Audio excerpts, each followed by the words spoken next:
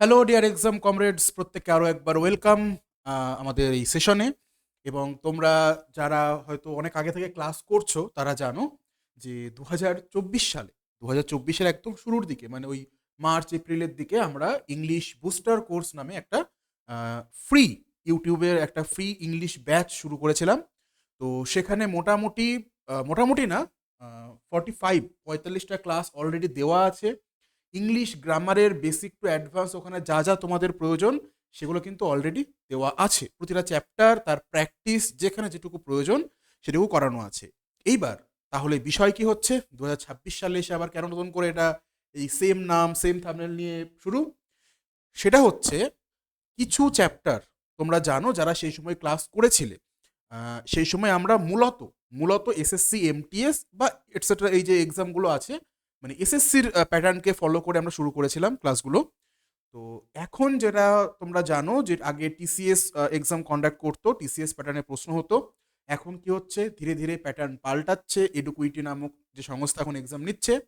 তো সেখানে আমরা কিছু এক্সট্রা টপিক থেকে প্রশ্ন দেখতে পাচ্ছি, যার মধ্যে এই একটা ক্লজ। এবং এই মুহূর্তে দাঁড়িয়ে, আজকে যখন আমি জানুয়ারিতে রেকর্ড করছি, তো এই মুহূর্তে দাঁড়িয়ে তোমাদের সামনে আছে এসএসসি গ্রুপ সি এক্সামটা।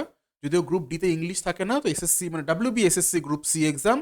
এবং একদম দোরগোড়ায় আছে ডাব্লিউবিসিএস 2024-এর পরীক্ষা। সম্ভবত যেটুকু বলা হয়েছিল যে মার্চ মাসে পরীক্ষা হবে, তো যদি সেটা হয় তাহলে ডাব্লিউবিসিএস এর জন্য কিন্তু খুব ইম্পর্টেন্ট একটা জিনিস। এবং মানে যেটা তোমাকে আমি আগেই বলেছিলাম যে ইংরেজির যে কোনো কনসেপ্ট মানে বৃথা যাবে না, ঠিক আছে? ডাব্লিউবিসিএস হয়তো তুমি প্রিলিমস কোয়ালিফাই করলে তারপরে মেন্স দেবে, সেই মেন্স এক্সামের ক্ষেত্রেও যখন তুমি ডিসক্রিপটিভ ইংলিশ লিখছো, সেখানেও কিন্তু এই বিষয়টা খুব খুব ভাইটাল একটা রোল প্লে করে। কেন না, তোমাকে জিজ্ঞাসা করবে না ক্লজ কি বা এগুলো জিজ্ঞাসা করবে না, কিন্তু ঠিকঠাক ক্লজ ব্যবহার করে যদি তুমি লেখাটা লেখো, তোমার যে ডেসক্রিপটিভ রাইটিং সেটা কিন্তু লেখার মান অনেকটা বেড়ে যাবে। ঠিক আছে? তো চলো বেশি কথা আর না বলে শুরু করা যাক আজকের এই চ্যাপ্টার। সেটা হচ্ছে কি, ক্লজ। সাথে হ্যাঁ একটা কথা বলে দেবো, সেটা হচ্ছে তোমরা জানো যে সেন্টেন্স অর্থাৎ সিম্পল, কমপ্লেক্স এবং কম্পাউন্ড সেন্টেন্স এইখান থেকেও কিন্তু প্রশ্ন আসে। এখন এসএসসির এক্সামগুলোতেও আসছে। ডাব্লিউবিএসএসসি মানে স্কুল সার্ভিসের যে গ্রুপ সি এক্সাম, সেখানেও তোমরা যদি প্রিভিয়াস ইয়ার কোশ্চেন দেখো, আমি প্র্যাকটিস ক্লাস করাবো এরপরে, চাপ নেওয়ার কিছু নেই, সেখানেও আমি প্র্যাকটিস করিয়ে দেবো। তো সেই সেন্টেন্স থেকেও কিন্তু প্রশ্ন আসে। সুতরাং তোমরা এই চ্যাপ্টারটা ভালো করে পড়ে নাও। এটার উপরে কিন্তু পুরোপুরি বেস করেই ওই সিম্পল, কমপ্লেক্স এবং কম্পাউন্ড সেন্টেন্স এই চ্যাপ্টারটা কিন্তু আমরা পড়তে হবে, ঠিক আছে? তো যাই হোক, চলো। আচ্ছা, তার আগে বলে দিই, সামনে একদম আরো একটা এক্সাম যেটা একদম দোরগোড়ায় আমাদের পড়ে আছে, সেটা কি? সেটা হচ্ছে ডাব্লিউবিপিএসআই, ওয়েস্ট বেঙ্গল পুলিশের যে সাব ইন্সপেক্টরের পরীক্ষা, তার মেন্স এক্সাম। এবং মেন্স এক্সাম তোমরা জানো ডিসক্রিপটিভ প্যাটার্নের হয়, ঠিক আছে? এবং তোমাদের জন্য স্পেশালি একদম 5টা মক টেস্ট, 5টা ফুল লেন্থের মক টেস্ট। তোমরা এখানে পুরো ডেট, টাইম, কোন দিন কোন মক হবে তোমরা নিজেরাই দেখতে পাচ্ছ, ঠিক আছে? তো 11 জানুয়ারি, মানে এখনো শুরু হয়নি, এটা কিন্তু শুরু হচ্ছে। যদি তোমরা কেউ মনে করো এই মক টেস্টের ব্যাচে জয়েন করবে, তাহলে অবশ্যই এখানে দেখো নাম্বার দেওয়া আছে 9143886331। এখানে নিজের সম্পূর্ণ নাম এবং ডাব্লিউবিপিএসআই অনলাইন মক এটা লিখে হোয়াটসঅ্যাপ করো, ঠিক আছে? তোমাদের ব্যাচের ডিটেলস পাঠিয়ে দেওয়া হবে। পুরোপুরি খাতা চেকিং, অনলাইনে খাতা চেকিং এবং তার যে ইভ্যালুয়েশন, তার বলতে পারো যে অ্যান্সার, মডেল অ্যান্সার, সমস্ত কিছু তোমাদের প্রোভাইড করে দেওয়া হবে, ঠিক আছে? তো চলো শুরু করা যাক। অনেকটা কথা হলো শুরুতে। এবার শুরু করা যাক আমাদের অ্যাকচুয়াল যে চ্যাপ্টার, অর্থাৎ ক্লজ। তো এই ক্লজ চ্যাপ্টারটা পড়তে গিয়ে তোমাদের মাথায় আরো একটা প্রশ্ন যেটা খুব খুব পরিমাণে আসে, যে স্যার 3টে টার্ম শুনেছি, একটা হচ্ছে ফ্রেজ, একটা ক্লজ, একটা সেন্টেন্স। এই ফ্রেজ, ক্লজ আর সেন্টেন্স এর পার্থক্যটা কি? চাপ নেই, আমাদের সেটাও শিখতে হবে। এই এই ক্লাসের মধ্যে শিখতে হবে, আমি এক্ষুনি শিখিয়ে দিচ্ছি। দেখো, প্রথম কথা হচ্ছে, আমি যদি আগে একটু ক্লজের ডেফিনেশনটা দেখি, তাহলে কি বলেছে এখানে? A clause is a group of words, মানে একটা ক্লজ কি হবে? গ্রুপ অফ ওয়ার্ড, মানে কতগুলো শব্দ পাশাপাশি বসবে। ভালো কথা। এবং এই পোর্শনটা খুবই ইম্পর্টেন্ট, দ্যাট কন্টেন্টস, কি কন্টেন্ট করছে, কি থাকতেই হবে, সেটা হচ্ছে a subject and a verb, and a verb, বা আমরা যদি আরো ভালো করে বলতে চাই একটা মেন ভার্ব থাকতেই হবে, বা মেন ভার্বের মধ্যেও যদি ভেঙে বলতে হয় একটা ফাইনাইট ভার্ব, যাকে আমরা বাংলায় কি বলতাম, সমাপিকা ক্রিয়া। তাহলে মূলত বুঝতে পারলাম একটা সাবজেক্ট এবং একটা ফাইনাইট ভার্ব থাকতে হবে, কতগুলো গ্রুপ অফ ওয়ার্ড হবে, ঠিক আছে। তো তোমরা ছোট করে খাতায় লিখে নিতে পারো যে কতগুলো শব্দ পাশাপাশি বসবে, অবশ্যই সেটা মিনিংফুল হবে। কি বললাম, কতগুলো শব্দ পাশাপাশি বসছে এবং মিনিংফুল হচ্ছে, এবং যেটা মোস্ট ইম্পর্টেন্ট, সাবজেক্ট এবং মেইন ভার্ব বা সাবজেক্ট এবং ফাইনাইট ভার্ব কিন্তু সেখানে থাকতে হবে, ঠিক আছে। এবং যেগুলো রিলেটেড, মানে সাবজেক্ট একটা কথা বলছে, ভার্ব অন্য কথা বলছে, তো মিনিংফুল হচ্ছে না, তাই না। তো সেইগুলো মাথায় রাখতে হবে যে রিলেটেড হতে হবে কিন্তু অবশ্যই, মানে এই সাবজেক্টের জন্যই যেন ভার্বটা বসে, ঠিক আছে। চলো, ভালো কথা। এইবার এইবার আমি পরের লাইনটা একটু পরে পড়ছি, তাকে বলে দিই ফ্রেজ কি জিনিস। ফ্রেজ হুবহু সেম, শুধু এই দ্যাট থেকে এই পোর্শনটা বাদ দিয়ে দাও, ঠিক আছে। তার মানে কি, আমি সহজে বলে দিচ্ছি, যদি এখানে ক্লজ লেখা আছে বা পুরো সেন্টেন্সটা লেখা নেই, সোজা কথায় বলতে গেলে কতগুলো শব্দ পাশাপাশি বসবে, ঠিক আছে, মিনিংফুল হবে, এটুকু পর্যন্ত সেম। কি বললাম, কতগুলো ওয়ার্ড, ঠিক আছে, মানে ধরে নাও আমি এখানে লিখে দিচ্ছি দুটো বা তার বেশি ওয়ার্ড পাশাপাশি বসবে, 1 নম্বর শর্ত। 2 নম্বর শর্ত হচ্ছে অবশ্যই মিনিংফুল হতে হবে। কি বললাম, 2 নম্বর শর্ত অবশ্যই মিনিংফুল হতে হবে। এইবার এইবার যদি এর মধ্যে সাবজেক্ট মেন ভার্ব থাকে, সেটাকে আমরা বলবো ক্লজ। যদি সাবজেক্ট মেন ভার্ব না থাকে, সেটাই হয়ে গেল ফ্রেজ। কি বললাম আরেকবার বলি, যদি সাবজেক্ট এবং মেন ভার্ব থাকে তাহলে সেটা ক্লজ, এবং যদি সাবজেক্ট মেন ভার্ব না থাকে সেটা হয়ে যাচ্ছে কি ফ্রেজ, ঠিক আছে। যেমন আমি যদি এক্সাম্পল সহ তোমাদের বলি, এখানে দেখো, আমি হয়তো বললাম যে আই অ্যাম, বা আই স্টাডি, ছোট্ট দুটো শব্দ, আমি পড়াশোনা করি, আমি পড়াশোনা করি, আই স্টাডি, ঠিক আছে। বা I sing songs, I dance, I wake up, কিছু বলতে পারো। চলো, আমি স্টাডি না দিয়ে আমি এখানে বলে দিলাম আই ওয়েক আপ, মানে কি, আমি ঘুম থেকে উঠি। দুটোর বেশি শব্দ আছে, হ্যাঁ আছে। মিনিংফুল হচ্ছে, হ্যাঁ হচ্ছে। এটা দেখো একটা ফ্রেজাল ভার্ব, মানে বলতে পারি এটা একটা আমাদের ভার্ব, এবং এই ভার্বের সাবজেক্টকে, সাবজেক্ট মেন ভার্ব আছে, হ্যাঁ আছে। সুতরাং এটা সুতরাং এটা হচ্ছে একটা কি ক্লজ, ঠিক আছে। এবার তাহলে ফ্রেজ কি জিনিস, দেখো ফ্রেজ, এটা নিয়ে আমরা যদিও এই ক্লাসে খুব বেশি আলোচনা করব না ফ্রেজ নিয়ে, তবে বেসিক ধারণাটা নিয়ে নাও। সেটা হচ্ছে, আমি যদি বলি এখানে ইন দ্য মর্নিং,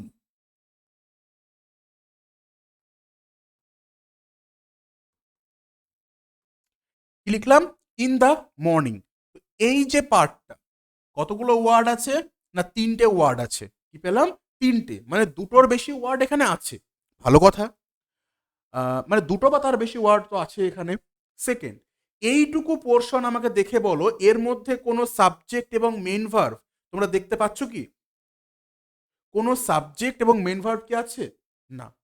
মর্নিং একটা নাউন, যেটা সাবজেক্ট হতে পারতো, কিন্তু এখানে যেহেতু প্রিপোজিশনের পর বলেছে, যাদের মনে আছে তারা হয়তো, মানে যারা আগের ক্লাসগুলো করেছিলে তারা মনে থাকবে যে আমি তখনই বলেছিলাম, প্রিপোজিশনের পর কোনো নাউন বা প্রোনাউন বসলে কি বলে, তাকে বলা হয় প্রিপোজিশনাল অবজেক্ট। তাহলে যে নাউন একবার অবজেক্ট হচ্ছে, সে আবার কি করে সাবজেক্ট হয়, সুতরাং এটা সাবজেক্ট হতে পারবে না। অথচ এর কি মিনিং নেই, হ্যাঁ অবশ্যই মিনিং আছে।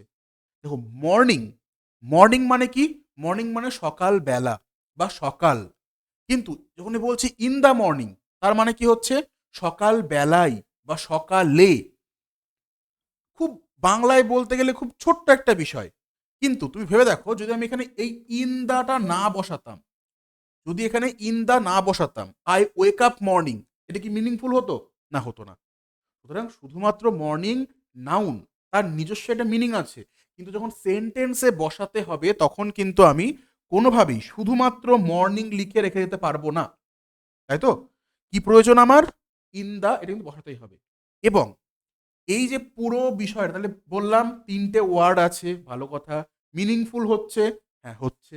সাবজেক্ট মেন ভার্ব আছে, না এখানে কিন্তু নেই। সাবজেক্ট মেন ভার্ব নেই মানেই আমরা বলতে পারি এটা একটা ফ্রেজ, এটা একটা ফ্রেজ, ঠিক আছে? এবং তোমরা হয়তো, আমি এটা কেন তোমাদের এই এক্সাম্পলটাই দিলাম, যদি তোমাদের আমি জিজ্ঞাসা করি যে ফ্রেজ একটা এক্সাম্পল দাও, তোমরা কি বলবে? স্যার ওই যে হয় না, it is raining cats and dogs, তোমার মাথায় হয়তো ওই ফ্রেজগুলোরই আসবে মাথায়, যে হ্যাঁ এইগুলো হচ্ছে ফ্রেজ। কিন্তু ওগুলো definitely phrase. Cats and dogs যখন আমি বলছি, তো ওর মধ্যে হ্যাঁ ক্যাট ডগ এগুলো নাউন, মানে সাবজেক্ট হওয়ার গুণ তার মধ্যে আছে, কিন্তু কিন্তু কি নেই? ভার্ব নেই। অথচ 3টে ওয়ার্ড পাশাপাশি বসছে, হ্যাঁ মিনিংফুল হচ্ছে, কারণ তারা আমরা একটা নতুন একটা মিনিং বার করে দিয়েছি, কি? রেইনিং ইনসিজেন্টলি, বা বলতে পারি মুষলধারে বৃষ্টি হওয়া। ওটাও ফ্রেজ, ঠিক সেরকম এটাও ফ্রেজ। এবার তোমার মাথায় প্রশ্ন আসবে, স্যার ইন দ্য মর্নিং যদি ফ্রেজ হয়, তাহলে অ্যাট নুন এটা কি ফ্রেজ হবে না? অবশ্যই ফ্রেজ। আচ্ছা, যদি আমি বলি at night, in the evening, সেটা কি ফ্রেজ হবে না? অবশ্যই সেগুলোও ফ্রেজ। এবং প্রয়োজনে প্রয়োজনে খাতায় তোমরা এটাও লিখে নাও যে প্রিপোজিশন, প্রিপোজিশন প্লাস তার যে প্রিপোজিশনাল অবজেক্ট, এই প্রত্যেকটা যে কোনো প্রিপোজিশন এবং তার যে প্রিপোজিশনাল অবজেক্ট, মানে তারপর যে নাউন বা প্রোনাউন বসছে, সেগুলো মিলিয়েও কিন্তু একটা ফ্রেজ তৈরি করছে প্রতিটা ক্ষেত্রে। ওই ক্যাটস অ্যান্ড ডগস, ওই জাতীয় ফ্রেজগুলো, ওই জাতীয় ফ্রেজগুলো আমরা চিনতে পারি, ঠিক আছে? এবং যদি আমি ফ্রেজ নিয়ে এখানে কথা বলছি না আপাতত, ফ্রেজ নিয়ে যদি প্রয়োজন হয় অন্য এক সময় অন্য একটা ক্লাসে আমি আলোচনা করে দেব, কিন্তু আপাতত আপাতত এই যে প্রিপোজিশন এবং প্রিপোজিশনাল অবজেক্ট নিয়ে যে পার্টটা হচ্ছে, সেগুলো কিন্তু প্রত্যেকটাই ফ্রেজ। ঠিক যেরকম যদি বলি I am going to school, I am going to school, ভালো করে খাতায় লিখে নাও, প্রয়োজনে দিয়ে মার্কিং করে নাও। আই অ্যাম গোয়িং, এটুকু কি হচ্ছে? এটা ডেফিনেট একটা ক্লজ হচ্ছে, তুমি পুরোটাকে একটা সেন্টেন্স বলতে পারো, কিন্তু এই যে টু স্কুল, টু স্কুল, এটাও কিন্তু একটা, আমরা বলতে পারি এটাও একটা ফ্রেজ, ঠিক আছে? এইভাবে হয়তো বেশিরভাগ বইতেই, জানি না থাকে কিনা, আমি খুব একটা দেখিনি, যেসব হয়তো এটাও হতে পারে, আমি যে বইগুলো দেখেছি এগুলো লেখা নেই এভাবে, কিন্তু ওটাও কিন্তু একটা ফ্রেজ। আমরা পরবর্তী ক্লাসে আলোচনা করব, কারণ শুধুমাত্র ক্লজ না, আমাদের অনেক সময় কিন্তু ফ্রেজ আইডেন্টিফিকেশনও করতে হতে পারে, বাই চান্স যদি পরীক্ষায় দিয়ে দেয়। সুতরাং চাপ নেওয়ার কিছু নেই, আমি পরবর্তী ক্লাসে সেটাও যদি যদি প্রয়োজন হয় আমি বলে দেবো, ঠিক আছে? তাহলে ক্লজের মোটামুটি একটা ডেফিনেশন, মোটামুটি না পুরোপুরি আমরা বুঝতে পারলাম, ঠিক আছে? এইবার এই চলে আসি সেকেন্ড পার্টটাতে। সেকেন্ড পার্ট কি বলেছে?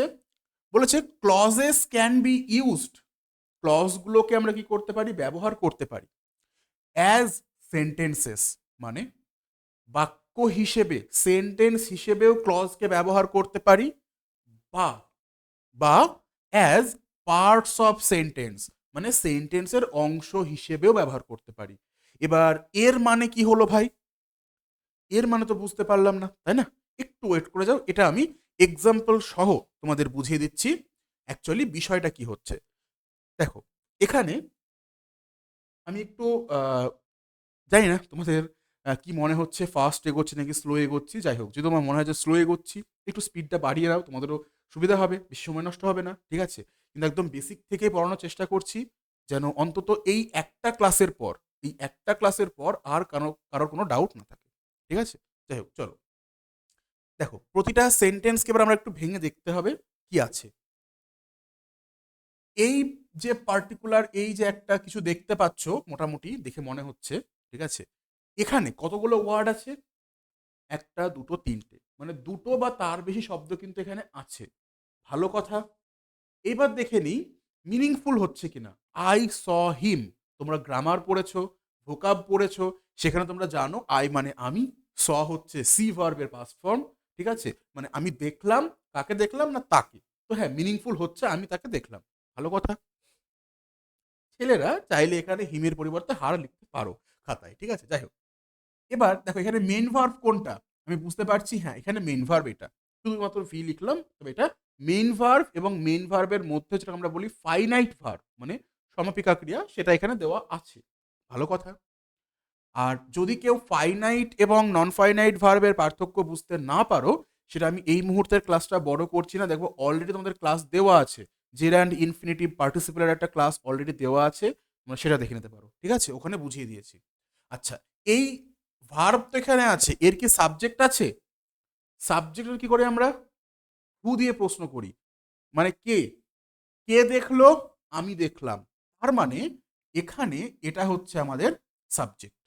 এবার হিম, ওটা আমাদের এই মুহূর্তে বেশি কনসার্ন না, তবুও এটা কি, এটা আমাদের এই ভার্বের অবজেক্ট, তাই তো? এই ভার্বের অবজেক্ট, তো দাগগুলো মুছে দিই, বেশি না হলে কেমন লাগছে। তাহলে সাবজেক্ট ভার্ব তার অবজেক্ট পেয়ে গেলাম। যদি আমাদের মূলত ক্রাইটেরিয়া কি কি ছিল, সাবজেক্ট এবং ভার্ব থাকতেই হবে, ঠিক আছে? যদি সেটা ইন্ট্রান্সিটিভ ভার্ব হয় তার অবজেক্ট থাকবে না, বেসিক ব্যাপার। তো তার মানে এখানে কি পেলাম, তার মানে আমি আরামসে বলতে পারি এখানে একটা কি তৈরি হলো, একটা ক্লজ তৈরি হলো, তাই তো? এখানে একটা ক্লজ তৈরি হলো।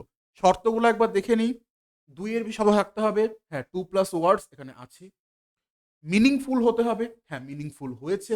সাবজেক্ট এবং মেইন ভার্বের একটা কম্বিনেশন, কম্বিনেশন মানে এই সাবজেক্ট অন্য কথা বলছে, হয়তো এখানে দেওয়া আছে যে কি বলবো, এলিফ্যান্টস, বা যে কোনো পশুর নাম দেওয়া আছে, তারপর লেখা আছে আর ফ্লাইং, পসিবল এটা? না, সেক্ষেত্রে যদিও সেটা গল্পের আকারে বলা যেতেই পারে, তবুও কিন্তু এখানে দেখো পুরোপুরি আমি কি দেখতে পারি, হ্যাঁ পারি, না পারলে এখন চশমা পরে নিয়েছে, এখন তো আরামসে পারি। সুতরাং এখানে এটা কিন্তু মিনিংফুল হচ্ছে, এবং যেটা বললাম সাবজেক্ট মেম্বার কানেক্টেড আছে, সুতরাং এখানে একটা ক্লজ কিন্তু তৈরি হয়েছে, এখানে একটা ক্লজ তৈরি হয়েছে। এইবার চলে আসি সেন্টেন্সে। আমাকে বলো তো, এখানে আমি বুঝতে পারলাম ক্লজ কতগুলো আছে, না ক্লজ আছে একটা, ক্লজ আছে একটা। সেন্টেন্স কতগুলো আছে তোমরা কমেন্টে জানাবে প্রত্যেকে, এখানে সেন্টেন্স কতগুলো আছে।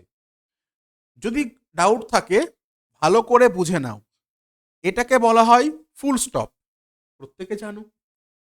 এটাকে বলা হয় এক্সক্লামেশন মার্ক, এটাও প্রত্যেকে জানো, এবং আরো একটা পাঞ্চুয়েশন মার্ক আছে, সেটা হচ্ছে এটা। এগুলো কি, এক একটা পাঞ্চুয়েশন মার্ক, একটা হচ্ছে ফুল স্টপ, একটা হচ্ছে এক্সক্লেমেশন মার্ক, আর একটা কি, কোশ্চেন মার্ক বা ইন্টারোগেশন মার্ক, তাই তো? এগুলো কেন লিখলাম, কারণ যদি কোনো জায়গায় দেখো এই তিনটের মধ্যে যে কোনো একটা, যে কোনো একটা কোনো একটা জায়গায় দেওয়া আছে, তার মানে জানবে ওখানে একটা সেন্টেন্স কমপ্লিট হয়ে গেল। কি বললাম, ওখানে একটা সেন্টেন্স কমপ্লিট হয়ে গেল, ঠিক আছে? এখানে দেখো তো কটা ফুল স্টপ দেখতে পাচ্ছ, আমি দেখতে পাচ্ছি তো একটাই, এই যে ছোট্ট করে এখানে একটা বসে আছে। তার মানে যেহেতু একটা ফুল স্টপ বসেছে, কটা ক্লজ কটা ফ্রেজ আমি দেখবো না, একটা ফুল স্টপ বসেছে মানে ভাই আমি বলতেই পারি এইখানে একটা ক্লজ আছে এবং একটা সেন্টেন্স আছে, তাই তো? সেন্টেন্সও কটা, একটা আছে। তার মানে এখানে একটা ক্লজ নিয়ে কেউ সেন্টেন্স তৈরি হলো, এটাই ক্লজ, এটাই সেন্টেন্স। ভালো কথা। একটু এগিয়ে যায় পরবর্তী জায়গাতে, দেখি আর কি আছে। আমি বললাম I know who the boy is, I know who the boy is. এবার বিষয় হচ্ছে এখানে মেন ভার্ভ খোঁজো, মূলত মেন ভার্ভ খোঁজো, সুবিধা হবে। দেখো এখানে এই নো ভার্ভটা মানে নো ওয়ার্ডটা আমি জানি কি এটা একটা ভার্ভ বা মেন ভার্ভ, তাই তো? এবার প্রশ্ন করো, প্রশ্ন করো এর সাবজেক্ট কোনটা, সাবজেক্ট কে হবে, সাবজেক্ট কে জানে, কে চেনে, আমি, আমি চিনি, অর্থাৎ এখানে আই হচ্ছে আমাদের সাবজেক্ট। তার মানে একটা সাবজেক্ট এবং তার মেন ভার্ব আমি পেয়ে গেছি, একটা সাবজেক্ট এবং তার মেন ভার্ব আমি পেয়ে গিয়েছি। এরপরে যখন আমি একটু এগোবো দেখবো আরো একটা মেন ভার্ব পাচ্ছি, ওই যে ইজ। হয়তো অনেকের এটা কনফিউশন থাকে যে স্যার ইজ তো অক্সিলারি ভার্ব, তাহলে এটাকে আমি মেন ভার্ব কেন ধরছি? তাদের মানে তাদের কাছে আমারই ঘুরিয়ে প্রশ্ন, আচ্ছা ইজ যদি অক্সিলারি ভার্ব হয় তাহলে এরপরে V1 প্লাস আইএনজি ফর্ম কোথায় ভাই? ইজ তো অক্সিলারি ভার্ব হবে কন্টিনিউয়াস টেন্সে না, সেখানে ইজ এর পর একটা ওই ভি প্লাস আইএনজি ফর্ম তো বসবে, তবেই তো সেটা কন্টিনিউয়াসের ফর্ম দিচ্ছে। বা যদি এখানেও বুঝতে না পারো তাহলে সহজ ভাষায় বুঝে নাও, যদি ইজ, অ্যাম বা am is are, was were, have, has এগুলো যদি একা একা বসে থাকে জানবে সেটাই মেন ভার্ব। সেটাই কি? Main verb. Have has auxiliary verb তখন হবে যখন ওর পরে একটা V3 ফর্ম বসবে, তবে সেটা পারফেক্ট মানে প্রেজেন্ট পারফেক্ট টেন্স তৈরি করবে। মনে থাকবে? ঠিক আছে, তাহলে এটা মেন ভার্ব। তারপর এর সাবজেক্ট কোনটা? এর সাবজেক্ট কোনটা? এর সাবজেক্ট আমি বলতে পারি এই যে দ্য বয়, এটা নিয়ে কথা হচ্ছে, এই বয়কে নিয়ে কথা হচ্ছে। তাহলে কি পেলাম? তাহলে কি পেলাম? এখানে দুটো সাবজেক্ট, দুটো মেইন ভার্ব, নিজস্ব নিজস্ব। এক মিনিট, যদিও এখানে সাবজেক্টটা বয় হচ্ছে না, এখানে কি হচ্ছে? টু। ঠিক আছে, তাহলে দুটো মেইন ভার্ব, দুটো সাব মানে তার দুটো সাবজেক্ট সেপারেটলি পেয়ে গেলাম। I know, I know, okay, I know, এটা একটা ক্লজ তৈরি হলো, এবং এখানে হু দ্য বয় ইজ আরো একটা ক্লজ তৈরি হলো। তাহলে কি বলতে পারি? এই পার্টটুকুতে, এই পার্টটুকুতে ক্লজ কতগুলো আছে? দুটো সাবজেক্ট দুটো মেইন ভার্ব মিলিয়ে তৈরি করছে ক্লজ দুটো, তাই না? এখানে ক্লজ তৈরি হচ্ছে দুটো। এবার বিষয় হচ্ছে আবার সেই সেম প্রশ্ন, তাহলে ভাই এখানে সেন্টেন্স কটা তৈরি হচ্ছে? সেন্টেন্স কটা তৈরি হচ্ছে? দেখো এই যে তিনটে মার্কের মধ্যে এখানে কতবার পেয়েছো? আমি তো একবার দেখতে পাচ্ছি। এই যে ইজের পর একটা ফুল স্টপ দেওয়া আছে, তাই না? সুতরাং যখনই দেখবে একটাই ফুল স্টপ, তার মানে এই ক্ষেত্রেও, এই ক্ষেত্রেও সেন্টেন্স কি? সেন্টেন্স কিন্তু একটাই। এইবার আশা করি তোমরা ওই যে লাইনটা দেওয়া ছিল না, যে clauses can be used as sentences or parts of sentences, মানে তার মানে এখানে যে সেন্টেন্সটা দেখালাম তোমাকে, এখানে পুরো সেন্টেন্সটা একটাই ক্লজ, মানে একটাই ক্লজ পুরো সেন্টেন্স হয়ে গিয়েছে, হতেই পারে। আবার আবার কখনো কখনো, কখনো কখনো কি হয়, মানে এটা পুরোটা সেন্টেন্স একটা, দ্য ক্লজ, এটা একটা ক্লজ, তাই না? তাহলে কি বলতে পারি? এই দুটো ক্লজ এই পুরো সেন্টেন্সটার দুটো পার্ট। এটাকেই বলা হয়েছিল যে ক্লজ কি হতে পারে? পুরো সেন্টেন্সও হতে পারে, বা এইরকম সেন্টেন্সের পার্টও হতে পারে, সেন্টেন্সের পার্টও হতে পারে। ঠিক আছে, চলো যাই হোক, পরবর্তী যে সেন্টেন্সটা দেওয়া আছে আমরা সেটাকে নিয়ে আলোচনা করে নিই। বলেছে I know him but he doesn't know me. Similar সেন্টেন্সে রেখে তোমার বোঝার সুবিধার জন্য এখানেও একদম সহজে, আশা করি তোমাদের এবার আর প্রবলেম হবে না। এটা হচ্ছে ভার্ভ, এই ভার্বের সাবজেক্টকে, এই ভার্বের সাবজেক্ট হচ্ছে আই। এরকম ক্লিয়ার? আচ্ছা, এটা অবজেক্ট খুব একটা আপাতত আমাদের বেশি প্রয়োজনের বিষয় না, ওটা নিয়ে পরে আলোচনা করছি। আচ্ছা, এখানে দেখো আবার দেখতে একটা মেন ভার্ব আছে, নো। আরো একটা মেন ভার্ব আছে কি? নো। তো মেন ভার্ব আছে মানে মার্ক করো, এটা একটা ভার্ব বা মেন ভার্ব, তাই তো? ডাজ নট অক্সিলারি ভার্ব নিয়ে আলোচনা না করলেও চলবে, এখানে মেন ভার্ব এবং তার সাবজেক্ট। আচ্ছা, এখানে বললাম আমি তাকে চিনি, আমি তাকে চিনি কিন্তু সে আমাকে চেনে না। তাহলে এই যে চেনা, এটার সাবজেক্ট কোনটা? কে চেনে না? আচ্ছা, সে চেনে না। তার মানে এই নো ভার্বের সাবজেক্ট আবার এই হি। বুঝতে পারলে? এখানে একটা ভার্বের জন্য তার নিজস্ব পার্সোনাল সাবজেক্ট রেখে দিয়েছে, এখানে একটা নো ভার্বের জন্য কিন্তু পার্সোনাল সাবজেক্ট রেখে দিয়েছে। ঠিক আছে, সুতরাং এখানে ক্লজ কটা তৈরি হলো? ভেবে বলো তো, ক্লজ কটা তৈরি হচ্ছে এখানে? এখানে ক্লজ তৈরি হচ্ছে এই যে দুটো, এইটুকু একটা সাবজেক্ট মেন ভার্ব। ঠিক আছে, আপাতত এইটুকুই ধরে নাও যে শুধুমাত্র এই সাবজেক্ট মেন ভার্ব নিয়ে ক্লজ তৈরি হলো। আরো বিষয় আছে সেগুলো পরবর্তী ক্ষেত্রে ধীরে ধীরে বলবো, একবারে বললে ভাই মাথা ব্লাস্ট করবে, তাই তো? আবার ধরে নাও এখানকার এই সাবজেক্ট মেন ভার্ব নিয়ে একটা ক্লজ তৈরি হলো, ঠিক আছে? হ্যাঁ, তার সঙ্গে তুমি অবজেক্টটাকেও জুড়ে নিতেই পারো, কোনো সমস্যা নেই। আমি জাস্ট বললাম ধরে নেওয়ার জন্য, কারণ তোমাদের না ওইভাবে বলবে না যে বলো এখানে দুটো ক্লজ আলাদা করে আমাকে সেপারেট করে বলো, লিখে দাও। এটা কিন্তু কোনো এক্সামে এখনো পর্যন্ত বলে না। সেই জন্যই বললাম তুমি ধরে নাও সাবজেক্ট মেন ভার্ব পাচ্ছি মানে একটা ক্লজ, ভালো কথা। সাবজেক্ট মেন ভার্ব পাচ্ছি মানে আর একটা ক্লজ, ব্যাস। কটা ক্লজ এখানে? তাহলে আমরা এখানে পেলাম দুটো ক্লজ। কি পেলাম? দুটো ক্লজ। আচ্ছা, আবার সেই সেম প্রশ্ন, ভাই সেন্টেন্স কটা এখানে? আবার তোমরা সেই পুরনো নিয়মে চলে এসো, খুঁজতে হবে ফুল স্টপ, এক্সক্লেমেশন মার্ক এবং কোশ্চেন মার্ক কতগুলো আছে। খুঁজে দেখো, পুরো জায়গায় কোথাও দেওয়া নেই, এখানে দেওয়া আছে। অর্থাৎ এখানেও সেন্টেন্স কটা? সেন্টেন্স এখানেও সেই একটাই তৈরি হচ্ছে। এই হলো তোমাদের দুটো জিনিস এখান থেকে শেখালাম। একটা হচ্ছে ক্লজ এবং সেন্টেন্সের পার্থক্য কি, এবং দ্বিতীয় হচ্ছে কি করে আমরা ক্লজ আইডেন্টিফাই করব, যে কোনটা কোনটা ক্লজ সেটা আইডেন্টিফাই করব। আশা করি প্রত্যেকের বিষয়টা ক্লিয়ার হয়েছে। যদি কারোর মনে হয় যে না স্যার একটু ডাউট আছে, আরেকবার একটু বললে ভালো হতো, আমাকে অবশ্যই কমেন্ট করে জানাও, ঠিক আছে? এই মুহূর্তে তো আর নতুন করে মানে এখন তো কমেন্ট দেখতে পাচ্ছি না, আমি পরবর্তী ক্লাসে আবারও এই বিষয়টা বলে দেবো, চাপ নেই। বা যদি একটু পরে আরেকবার বলতে হবেও আমাকে, ঠিক আছে, চাপ নেওয়ার কিছু নেই। আচ্ছা, তো একবার ছোট্ট করে ভিডিওটা পজ করো, ঠিক আছে? আমি সাইডে সরে দাঁড়িয়ে আছি, পুরো সেন্টেন্স দেখতে পাচ্ছ। ভিডিওটা পজ করো, পজ করে ঠান্ডা মাথায় নিজের মতো করে ভাবো, ঠিক আছে? বা দাঁড়াও, আমি তোমাদের জন্য এ নাও খালি পেজ দিলাম, ভিডিওটা পজ করে সেম সেন্টেন্স এখানে দেওয়া আছে, এগুলোকে নিয়ে আরেকবার ভাবো যে আচ্ছা স্যার যেটা যেটা বললো ঠিকঠাকভাবে তুমি বুঝতে পারছো কিনা, সেটা একবার দেখে নাও, ঠিক আছে? তারপর আমরা এগোচ্ছি পরবর্তী যে পার্টে ক্লাসের।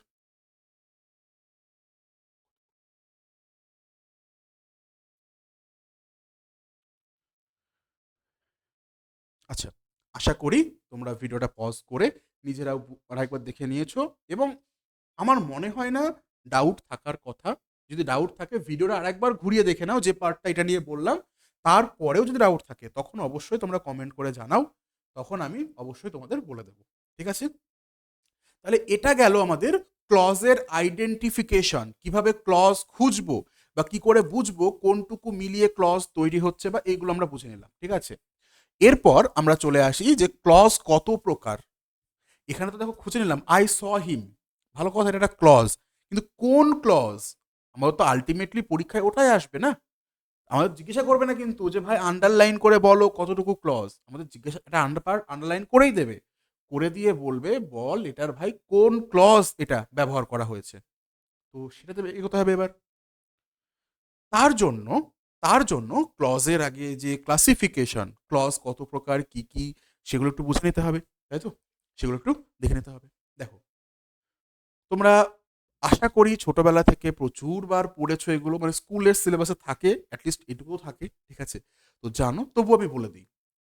ক্লজকে মূলত ক্লজকে মূলত ভাগ করা হয় দুই ভাগে। আমি এখানে কিছু জিনিস বলবো, তোমার খাতায় নোট ডাউন করে নেবে। আর এই পিডিএফটা দেখো, তোমার ডিসক্রিপশনে টেলিগ্রামে লিঙ্ক দেওয়া আছে, ওই টেলিগ্রামে জয়েন হয়ে থাকো, ওখানে এই পুরো যে ক্লাসের যে পিডিএফ নোটটা তোমরা ওখানে পেয়ে যাবে, ঠিক আছে? যাই হোক, ক্লজ কত প্রকার? দুই প্রকার। কি কি? একটা হচ্ছে প্রিন্সিপাল ক্লজ বা মেইন ক্লজ, ওই একই জিনিসের দুই রকম নাম। প্রিন্সিপাল ক্লজ বা মেইন ক্লজ হলো। আরেকটা ভাগ কি? আচ্ছা, এটাকে আবার ইন্ডিপেন্ডেন্ট ক্লজও বলা হয়। এটাকে কি বলা হয়?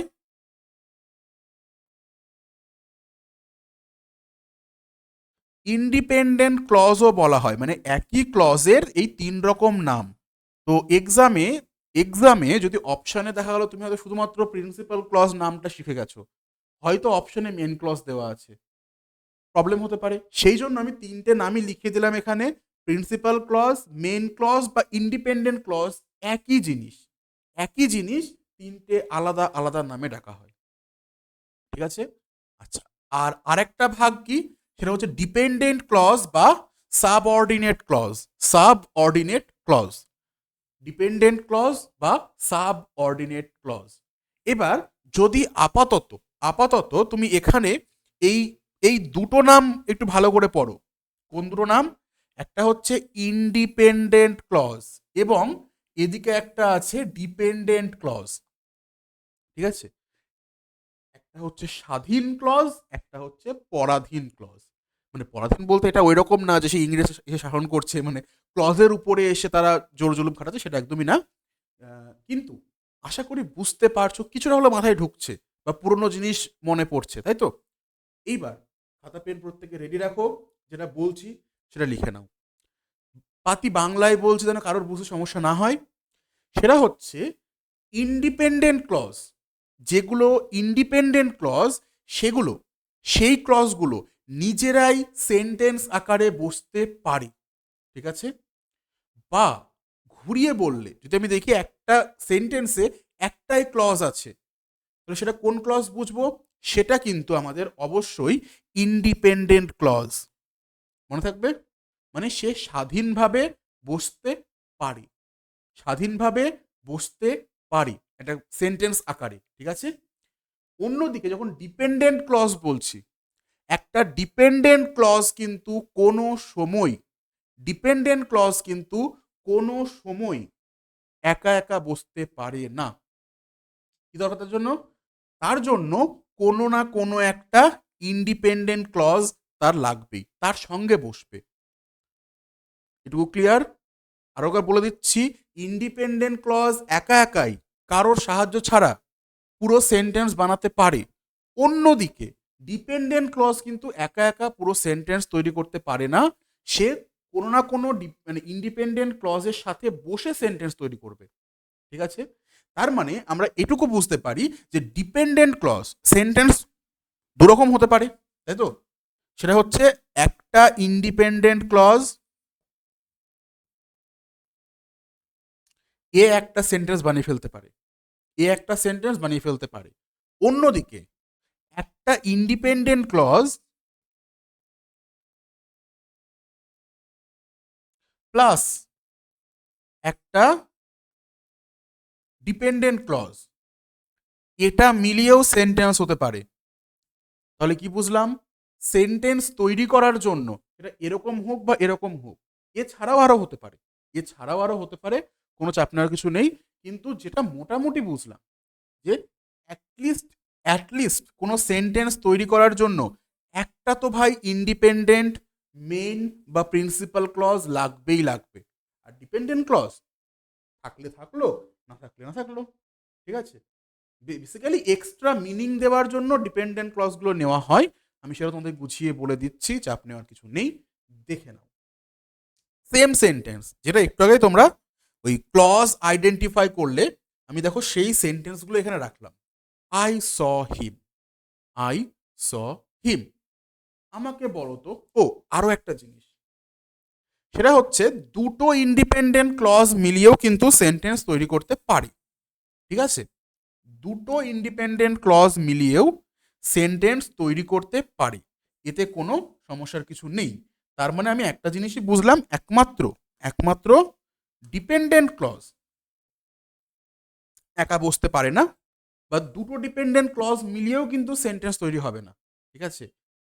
একটা ইন্ডিপেন্ডেন্ট ক্লজ লাগবেই লাগবে। চলো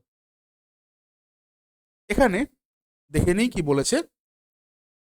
আই স হিম, তোমরা যারা একটু আগেই দেখলে, এখানে আমি বলেছিলাম কি, একটাই সাবজেক্ট একটাই মেন ভার্ব আছে, একটাই সাবজেক্ট একটাই মেন ভার্ব আছে। সুতরাং এটা হচ্ছে আমাদের ভার্ব, এটা হচ্ছে আমাদের সাবজেক্ট। সুতরাং এবার তোমরা বলো, এবার তোমরা বলো যে এটা কোন ক্লজ?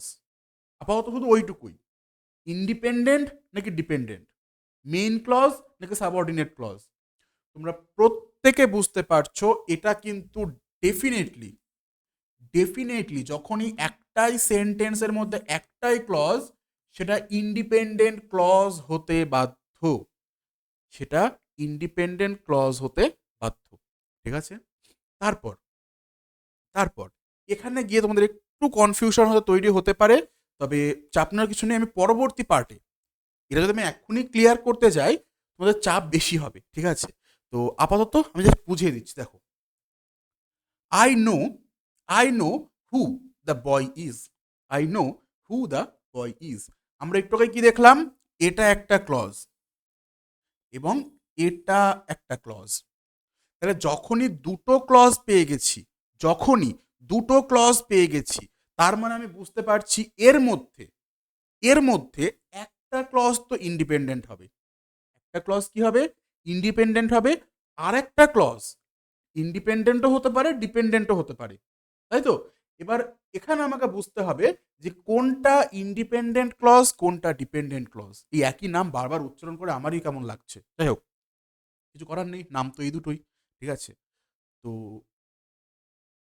এখানে আমরা কি করে বুঝবো কোনটা মানে মেইন ক্লজ, কোনটা সাবঅর্ডিনেট ক্লজ, ঠিক আছে? হু দ্য বয় ইজ, এই পার্টটা নিয়ে তোমাদের একটা কনফিউশন তৈরি হবে। মনে হবে হ্যাঁ স্যার ঠিকই তো আছে, who the boy is, problem কি? কিন্তু এটা যদি আমি বাংলায় ট্রান্সলেট করি, ছেলেটা কে, ছেলেটা কে, এইটুকু আসছে উচ্চারণ, কিন্তু পার্থক্য আছে। আরও একটা সেন্টেন্স আমরা বলতে পারি যে হু ইজ দ্য বয়,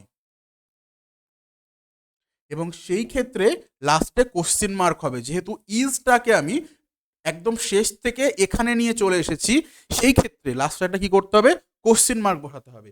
কিন্তু ভালো করে লক্ষ্য করে দেখো, এখানে কিন্তু লাস্টে আমি কোশ্চেন মার্ক দিইনি, কি দিয়েছি? Full stop. এবং এই ইজটা এখানে থেকে কিন্তু বসেছে লাস্টে, দুটোর মধ্যে পার্থক্য আছে। যদি বলতাম হু ইজ দ্য বয়, সেই ক্ষেত্রে সেই ক্ষেত্রে এটা কিন্তু পুরো ইন্ডিপেন্ডেন্ট ক্লজ, কারণ একা একা বসেছে, আর কেউ নেই, ইন্ডিপেন্ডেন্ট ক্লজে। কিন্তু এখানে গিয়ে গন্ডগোল হয়ে গেল।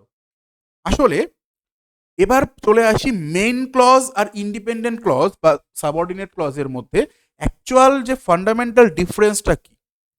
ফান্ডামেন্টাল ডিফারেন্স অ্যাকচুয়াল বলতে গেলে তোমরাও কম বেশি জানোই, তবুও একবার জাস্ট ওই মানে রিভিশন করিয়ে দেওয়া টাইপের। সেটা হচ্ছে প্রিন্সিপাল ক্লজ বা মেইন ক্লজের কিন্তু নিজেই একটা কমপ্লিট মিনিং দিতে পারে। কি বললাম? একটা কমপ্লিট মিনিং দিতে পারে। এবং সাবঅর্ডিনেট বা ডিপেন্ডেন্ট ক্লজ কমপ্লিট মিনিং দিতে পারে না, ঠিক আছে? কমপ্লিট মিনিং দিতে পারে না। যেমন আমি যদি তোমাদের হয়তো বললাম যে আমি আমি আহ, শুনলাম, আমি শুনলাম সে কি বলছে, ঠিক আছে? এবার যদি বলি সে কি বলছে, জিজ্ঞাসা করি, সেটা আলাদা বিষয়। এরকম সে সে যে কি বলছে, এইভাবে ভাবলাম, এটা যে এক্সট্রা উচ্চারণ করো, দেখো তোমাদের বুঝতে সুবিধা হবে। সে যে কি বলছে সেটা আমি শুনলাম। এবার শুধু বলো যে আমি শুনলাম, হ্যাঁ হতেই পারে না, আমি শুনেছি। তোমার একটা বন্ধু তোমাকে জিজ্ঞাসা করছে, কিরে ভাই খবরটা শুনলি? ওই আমি কি বলে, ওর সঙ্গে দেখা করেছিলাম, হয়তো কোনো একটা সেলিব্রিটি, খবরটা শুনলি? তুমি বলতে পারো হ্যাঁ আমি শুনলাম, হয়ে গেল, সেন্টেন্স কমপ্লিট, সমস্যা নেই। এইবার সে যে কি বলছে, যদি এইটুকু বলে ছেড়ে দিই, দেখো তোমাদেরও মনে হবে যে সে যে কি বলছে সেটা কি, এরপরে সেটা বলা উচিত ছিল যে সে যে কি বলছে সেটা আমি কিছুই বুঝতে পারলাম না। সে যে কি বলছে সেটা কেউই বুঝতে পারে না, তাই তো? বা সে যে কি বলছে সে সেটা নিজেই বুঝতে পারে না, কিছু একটা এক্সট্রা অ্যাড করতে হবে। এটা দেখো মনের মধ্যে খটোমটো লাগছে, তাই তো? তো যেখানে এই মিনিংটা বলতে পারো ইনকমপ্লিট থাকছে, কমপ্লিট হচ্ছে না, সেটা কি? সেটা হয়ে যাবে আমাদের এই ডিপেন্ডেন্ট বা সাবঅর্ডিনেট ক্লজ। এবং যেখানে মিনিং কমপ্লিট হচ্ছে, যেখানে মিনিং কমপ্লিট হচ্ছে, সেটা আমাদের প্রিন্সিপাল বা মেইন ক্লজ, ঠিক আছে? এবং এখানেও সেই তাই, ছেলেটা যে কে, এটা হবে আসল উচ্চারণ। আমি জানি ছেলেটা কে। তো এখানে এই পার্টটা কি হচ্ছে? এই পার্টটা হয়ে যাবে আমাদের সাবঅর্ডিনেট ক্লজ, বা বলতে পারো আমি ডিপেন্ডেন্ট আকারে তারা লিখছে এখানে ডিপেন্ডেন্ট ক্লজ। আর বাকিটা আমি জানি। ওই যে সেম গল্প ভেবে নাও, তোমার বন্ধু ফোন করে বললো, অনেকের মনে ধরে স্যার এটা আমি জানি কি করে হচ্ছে, কি করে হচ্ছে। হ্যাঁ, তুমি চাইলে বলতে পারো না যে তোমার বন্ধু জিজ্ঞাসা করলো, ভাই এই অঙ্কটা জানিস, বা ক্লজের এই নিয়মটা জানিস? তুমি কি বলবে? হ্যাঁ আমি জানি, বা আমি জানি, এটুকু বলে ছেড়ে দিলে, তাই তো? সুতরাং এখানে কিন্তু মিনিং কমপ্লিট করা যায়। হ্যাঁ, যদিও আমি এটা বুঝতে পারছি যে তোমাদের কোথাও একটা মনে হচ্ছে না, না, না আর কিছু থাকলে ভালো হতো। সেই ভালো হতোটা তো এখানে আছে। ভালো হতোটা এখানে আছে অলরেডি। আমি জানি ছেলেটা কে। কিন্তু এটা বাদ দিলেও যে পুরো মিনিং অর্ধেক থেকে যাচ্ছে এমনটা কিন্তু না।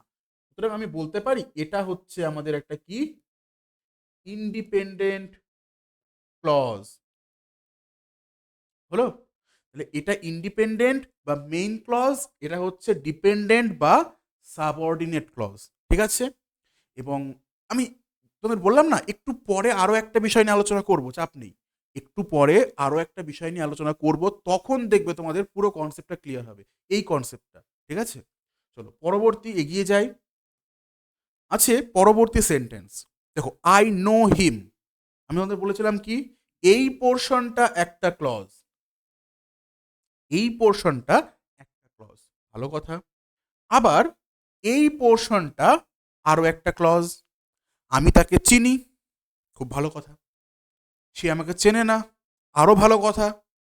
কিন্তু বিষয় হচ্ছে এখানে দেখো দুটো মিনিং কমপ্লিট হচ্ছে। আমি তাকে চিনি। ওই যে বললাম ভালো কথা। সে আমাকে চেনে না। খুব ভালো কথা। তাহলে এখানে কিন্তু দুটোই ইন্ডিপেন্ডেন্ট ক্লজ। দুটোরই মিনিং কমপ্লিট হচ্ছে। যদিও তোমাদের একটা ডিসক্লেমার দিয়ে রাখি, এইটুকু আমি জানি, যেটুকু বললাম এটুকু বললে তোমাদের কিচ্ছু মাথায় ঢুকলো না। ঠিক আছে? তোমার মনে হবে না স্যার আপনি কিছুটা বুঝিয়ে দিয়ে চলে গেলেন। ঠিক আছে? কিন্তু না, একটু ওয়েট করে যাও। এর যে পরবর্তী পার্ট, এরপর যখন আমরা নাউন ক্লজ বা এগুলো পড়া শুরু করব, তখন এটা পুরোপুরি তোমাদের ক্লিয়ার হবে বিষয়টা।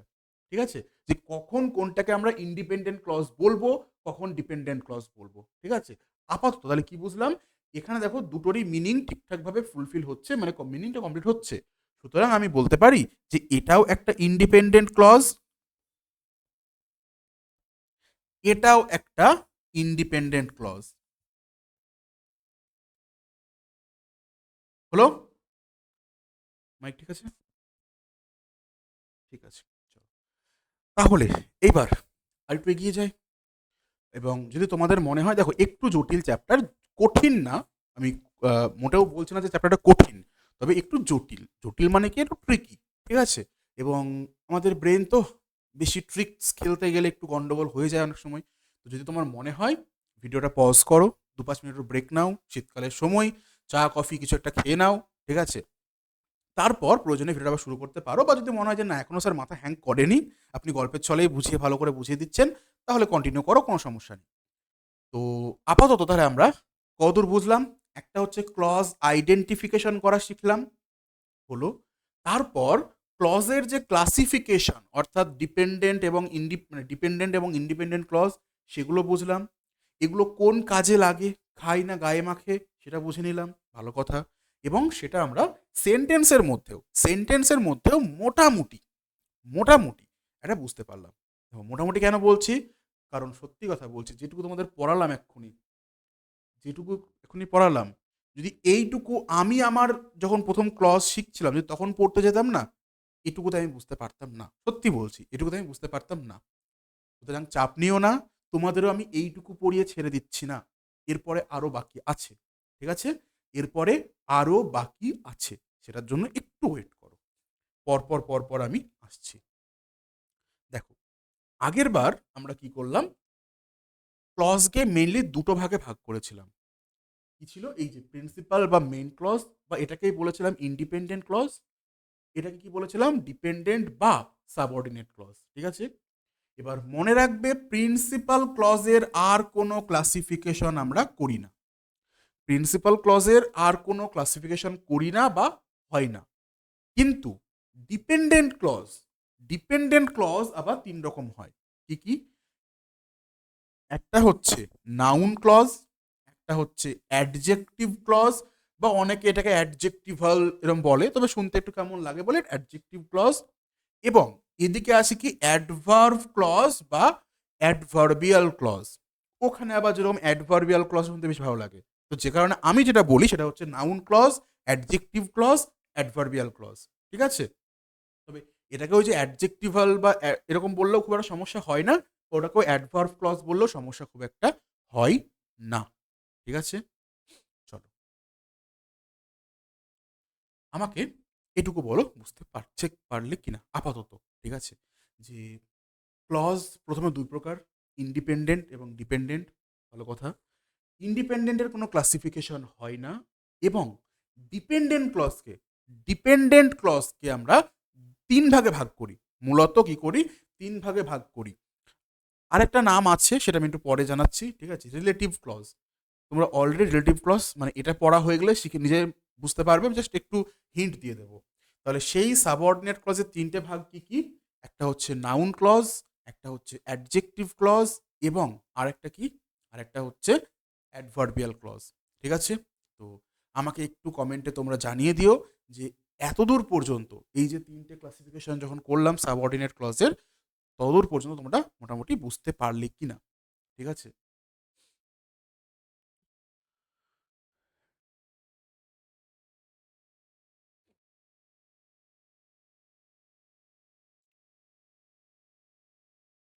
চলো তাহলে এরপর এগোনো যাক একটু।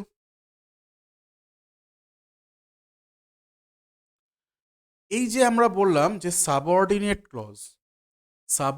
ক্লজকে আমরা আবার তিন ভাগে ভাগ করলাম, যার মধ্যে একটা হচ্ছে এই নাউন ক্লজ, ঠিক আছে। এইবার তোমাদের মনে যে প্রশ্নটা আসবে, স্বাভাবিক আসা, সেটা হচ্ছে নাউন ক্লজ কি জিনিস। আমরা নাউন শুনেছিলাম যে কোনো কোনো কিছুর নাম বোঝালেই, যে কোনো কিছুর নাম বোঝালে নাউন ক্লজ হয়। একদম ঠিক, কোনো ভুল নেই। এমন একটা ওয়ার্ড এমন একটা ওয়ার্ড যার মাধ্যমে কোনো কিছুর নাম যদি বোঝানো হয়, সেটা হচ্ছে নাউন ক্লজ। এই সরি, সেটা নাউন, তাই তো, শুধুমাত্র নাউন। তাহলে নাউন ক্লজ কোনটা? একটা পুরো ক্লজের মাধ্যমে কি করে কারোর নাম বোঝানো যায়? সম্ভব না, তাই না? একটা ক্লজের মাধ্যমে, মানে তুমি কোনোদিন শুনেছো যে কোনো একজনের নাম সার্টিফিকেটে দেওয়া আছে যে আই নো হিম? হতে সম্ভব না, তাই না? মানে একটা সাবজেক্ট, মানে অন্য একটা নাউন বা প্রোনাউন, সেটা সাবজেক্ট একটা বসছে, তারপর মেইন ভার্ব, তার একটা অবজেক্ট বা আদার্স জিনিস দিয়ে কারোর সার্টিফিকেটে লেখা আছে, এবং পাশে একটা হয়তো মানে কি বলবো, ওই মন্ডল বিশ্বাস জাতীয় কিছু একটা সারনেম দেওয়া আছে। এটা পসিবল না। তার মানে আমরা বুঝতে পারছি, যদি কারোর মনের মধ্যে এটুকু থাকে যে কোনো কিছুর নাম বোঝালেই সেটা নাউন নাউন হয়, এইটুকু ডেফিনেশন ভুল না, বাট ইনকমপ্লিট। এইটুকু ডেফিনেশন কিন্তু ইনকমপ্লিট। তাহলে পুরোপুরি পুরোপুরি নাউন বলতে আমরা কি বুঝি? নাউন বলতে যেটুকু তোমরা জানো বা যেটুকু বললে, সেটুকুর মধ্যে কোনো ভুল নেই, যে কোনো কিছুর নাম বোঝালে, সেটা ব্যক্তি, বস্তু, স্থান, জায়গা, কনসেপ্ট, যে কোনো কিছুর নাম বোঝালে সেটা নাউন। কিন্তু আমাদের এবার জানতে হবে এই নাউনটা কোন কাজে লাগে, খাই না গায়ে মাখে, তাই তো। দেখো, খুব সহজে বলছি, আরো অনেক অনেক কিছু এর মধ্যে ব্যাপার আছে, আরো অনেক কিছু ব্যাপার আছে এর মধ্যে। তবে নাউন মূলত এমন একটা পার্ট অফ স্পিচ নাউন এমন একটা পার্ট অফ স্পিচ যেটা যেটা ভার্বের কি হয়, হয় সাবজেক্ট হবে, না হলে অবজেক্ট হবে। কি বললাম? হয় সাবজেক্ট হবে, না হলে অবজেক্ট হবে। একটু একটু ভেরিফাই করে নাও। তোমার কাছে কোনো খাতা, কোনো বই, যে কোনো জায়গায় থেকে একটা সেন্টেন্স তুলে নাও, ওর সাবজেক্ট এবং অবজেক্ট জায়গায় দেখো, কি পাবে? দেখবে নাউন বসে আছে, অথবা অথবা প্রোনাউন বসে আছে। প্রোনাউনকে আমরা কি বলি? প্রোনাউনকে আমরা কি বলি? নাউন ইকুইভ্যালেন্ট, মানে নাউনের সমতুল্য, নাউনের সমকক্ষ কোনো কিছু, ঠিক আছে। যেটা বেসিক্যালি নাউনের পরিবর্তেই প্রোনাউনটা ব্যবহার করা হয়, মানে নাউনের কাজটা প্রোনাউন করে দিচ্ছে। এদের কাজ কি? এদের কাজ হচ্ছে সাবজেক্ট বা অবজেক্ট হিসেবে একটা সেন্টেন্সে বসা। এছাড়াও আরো দুটো কাজ মূলত করে, সেটা কি? একটা হচ্ছে প্রিপোজিশনাল অবজেক্ট, তোমাদের বলেছিলাম যে প্রিপোজিশনের পর যে নাউন বা প্রোনাউন বসে, তাকে আমরা কি বলি? Prepositional object. তাহলে নাউন বা প্রোনাউন কি করতে পারছে? মানে ভার্বের সাবজেক্ট, ভার্বের অবজেক্টের পাশাপাশি প্রিপোজিশনাল অবজেক্টও হতে পারে। আরো একটা জিনিস হতে পারে, সেটা কি? সেটা হচ্ছে সাবজেক্ট কমপ্লিমেন্ট। সেটা সাবজেক্ট কমপ্লিমেন্ট কোনগুলো? দেখো, এই মুহূর্তে খুব একটা বেশি কাজে লাগবে না, তবুও ছোট্ট করে আমি বলে দিই, ঠিক আছে। তবুও ছোট্ট করে বলে দিই, সেটা কি? যদি দেখো কোনো জায়গায় বি ভার্বের কোনো ফর্ম বসে আছে, কি বললাম? যদি দেখো বি ভার্বের কোনো ফর্ম বসে আছে, মানে am, is, are, was, were, be, being, been, যদি এই ভার্বগুলো মেন ভার্ব আকারে কাজ হয়, এই ভার্বগুলো যদি মেন ভার্ব আকারে ব্যবহার হয়, ঠিক আছে, সেই ক্ষেত্রে যেটাকে আমরা অবজেক্ট বলে হয়তো অনেকে ভাবতাম, সেটা কিন্তু অবজেক্ট না। বি ভার্ব যদি মেন ভার্ব হয়, সেটাকে তখন আমরা অবজেক্ট না বলে কি বলবো? বলবো সাবজেক্ট কমপ্লিমেন্ট। কি বলবো? Subject complement. ঠিক আছে, চলো এবার যেমন আমি যদি বলি আই অ্যাম আ স্টুডেন্ট, এই যে স্টুডেন্ট, এটা কি নাউন? তো এটা একটা নাউন তো, কিন্তু দেখো মেন ভার্ব কি আছে? বি ভার্বের একটা ফর্ম অ্যাম, বি ভার্বের একটা ফর্ম আছে কি? অ্যাম। সুতরাং এটাকে আমরা কি বলবো? এটাকে অবজেক্ট বলবো না, বেসিক্যালি বলবো সাবজেক্ট কমপ্লিমেন্ট। ঠিক আছে, এবং বা যদি তোমরা মনে করো স্যার আমি অবজেক্টের মতো করে ধরে নেব, একজন অবজেক্ট বলে চিনতাম, মানে সঠিক নিয়মটা জেনে রাখা ভালো। তবে আমি এই ক্ষেত্রে বেশি প্রেশারাইজ করবো না, তোমরা যেটা খুশি ভেবে নাও। হ্যাঁ, এই পার্টিকুলার নিয়মটা ঠিকঠাক হওয়া নিয়ে কথা। তাহলে আমরা কি করলাম? নাউন বা প্রোনাউন, প্রোনাউনটাও নাউন ইকুইভ্যালেন্ট, ঠিক আছে, এরা কি হয়? সাবজেক্ট বা অবজেক্ট আকারে ব্যবহার হয়। এইবার যদি আমি ঘুরিয়ে বলি, যদি যদি একটা ক্লজ,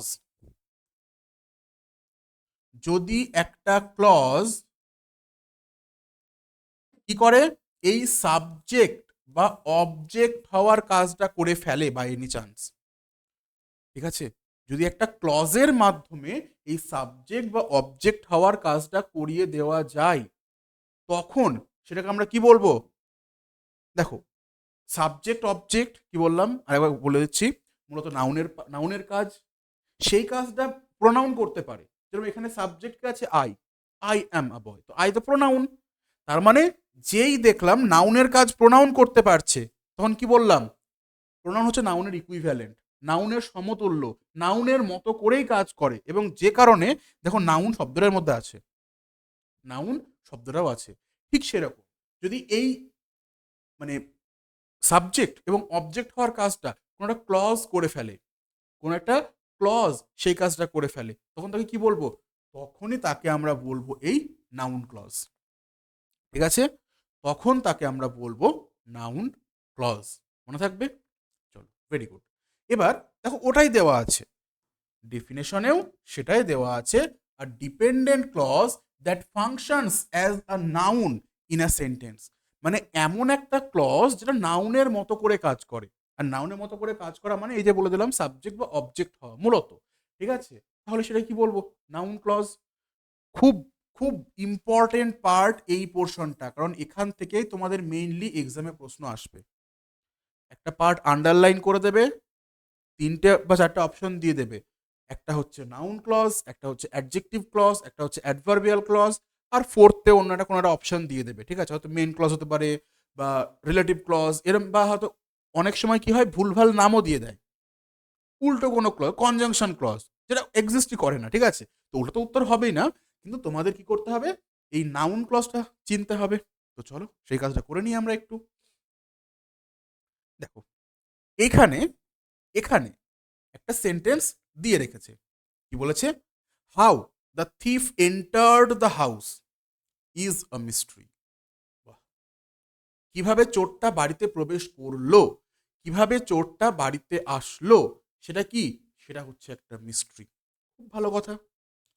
এবার ভালো করে বুঝে নাও, ভালো করে বুঝে নাও, সেটা হচ্ছে কি? এই যে ইজ, ইজ একটু আগেই বললাম, এরপর যদি V1+ING ফর্ম বসে, সেই ক্ষেত্রে এটা অক্সিলারি ভার্ব, কিন্তু সেটা বসেনি। দেখো এরপরে চলে এসেছে আর্টিকেল নাউন, সুতরাং আমি বুঝতে পারছি এখানে এটাই মেন ভার্ব। কি বললাম? এখানে এটাই মেন ভার্ব।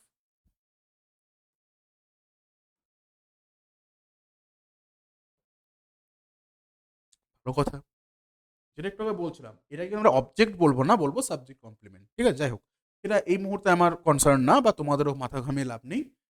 এবার প্রশ্ন হচ্ছে মিস্ট্রি, কোনটা মিস্ট্রি? বা ঘুরিয়ে এখানে একটা মেন ভার্ব আছে, তার মানে তার একটা সাবজেক্ট লাগবে না? অবজেক্ট নাও থাকতে পারে, যেমন ইন্ট্রান্সিটিভ ভার্বের অবজেক্ট থাকে না, স্টেটিভ ভার্ব সরি লিঙ্কিং ভার্বের, এটাও যেরকম লিঙ্কিং ভার্ব একটা, লিঙ্কিং ভার্বের অবজেক্ট থাকে না, কিন্তু সাবজেক্ট তো থাকে। সাবজেক্ট তো প্রতিটা ভার্বেরই থাকে, মানে যার বিষয়ে বা যে বিষয়ে কথাটা বলা হচ্ছে সেটাই সাবজেক্ট। এটুকু ক্লিয়ার তোমার আশা করি। তাহলে বলো, এই যে এই ভার্বের আগে, এই ভার্বের আগে যেগুলো আছে আশা করি এর মধ্যেই একটা অবজেক্ট হবে, তাই তো? এর মধ্যে সরি সাবজেক্ট হবে। এবং আমি যদি আরো স্পেসিফাই করে তোমাদের বলি, আমি একটু আগে বললাম নাউন প্রোনাউন এগুলোই বেসিক্যালি সাবজেক্ট হতে পারে, ঠিক আছে? তাহলে এখানে দেখো থিফ এবং হাউস, এই দুটো আছে কি নাউন, এই দুটো আছে নাউন, এটা তো ভার্ভ, হাউ একটা অ্যাডভার্ভ, এই দুটো আর্টিকেল এরকম বসেছে। আমাকে বলো তো, এই ইজ ভার্বের সাবজেক্ট কোনটা? হাউস। মানে বাড়িটা কি মিস্ট্রি, বাড়িটাই রহস্য, নাকি চোরটা রহস্য? পুরো সেন্টেন্সটা ভালো করে পড়ো মাথা ঠান্ডা করে। এখানে আমাকে বলো রহস্য কোনটা, চোরটা রহস্য নাকি বাড়িটা রহস্য? দেখবে না বলবে, না স্যার পুরোপুরি তো পড়ে বুঝতে পারছি যে চোরটা কিভাবে বাড়িতে প্রবেশ করলো, এন্টার করলো, সেটা একটা রহস্য। তুমি ঠিক। রহস্য কোনটা? রহস্য কিন্তু এখানে কোনো একটা দুটো ওয়ার্ড না, এখানে আমরা বলতে পারি এই যে পুরো ক্লজ, পুরো ক্লজটা এখানে আপাতত ক্লজ কিনা আমি জানি না, সেটা পরে বলছি আমি। এই পুরো পার্টটা, এই পুরো জায়গাটা আমাদের ওই ইজ ভার্বের সাবজেক্ট, তাই তো? ইজ ভার্বের সাবজেক্ট কোনটা?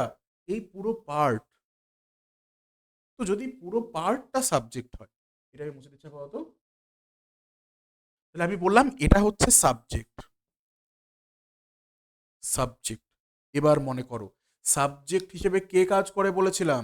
বেসিক্যালি নাউন, বা নাউনের ইকুইভ্যালেন্ট হিসেবে প্রোনাউন। কিন্তু এখানে একটা পুরো মানে 4-5টা ওয়ার্ড মিলিয়ে সাবজেক্ট হয়ে গেল।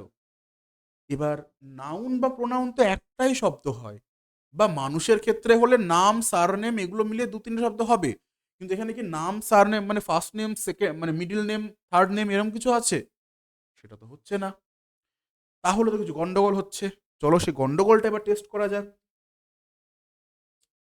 কি গন্ডগোল? খোঁজো কি আছে এর মধ্যে। আমি দেখতে পাচ্ছি এন্টার্ড। এন্টার্ড একটা কি মেন ভার্ব। এন্টার্ড কি একটা মেন ভার্ব।